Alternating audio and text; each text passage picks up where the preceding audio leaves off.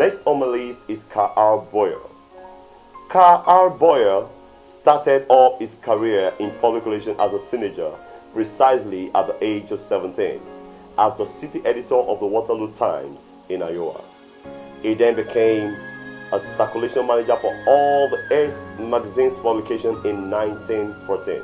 By 1917, Boyer was asked and agreed to be a part of the U.S. Committee on Public Information a year before Benet entered the CPI.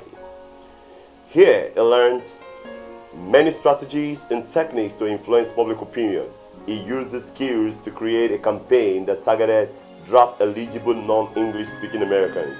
With this campaign, he was able to add an addition of 75,000 personnel to the U.S. war effort.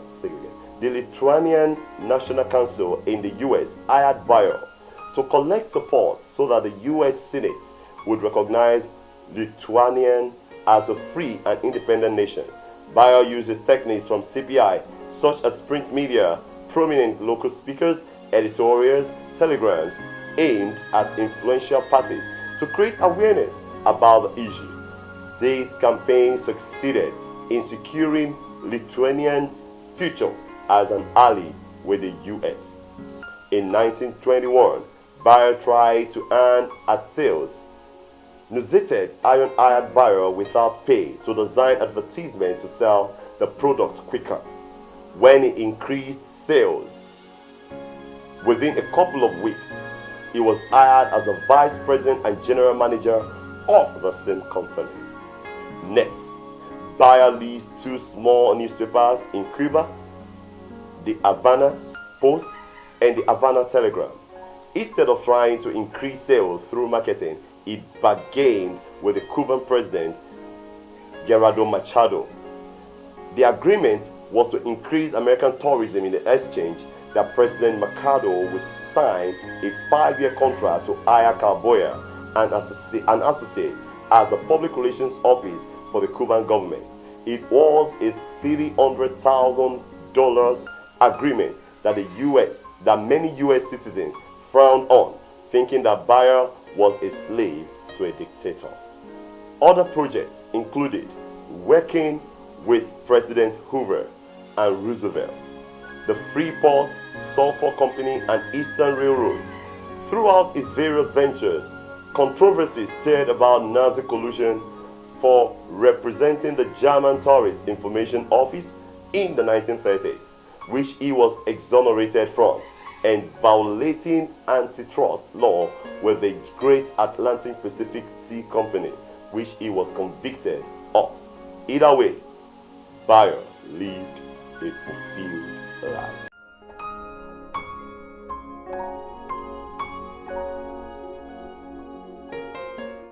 This takes us to the next on the list of the founding fathers of modern public relations practice in the world, Moss Kendrick.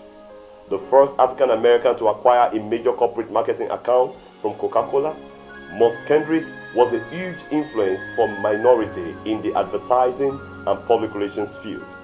While attending college at Morehouse in Atlanta, Georgia, Kendrick became the editor of the school's newspaper, the Maroon Tiger. He also co-founded an African American Journalism Society, the Phi Delta Journalism Society. Shortly after graduating, he created National Negro Newspaper Week and then went to work to gain experience. In 1941, he was drafted and served for the Treasury Department in the War and Finance Office, promoting war bonds and talking on CBS radio show.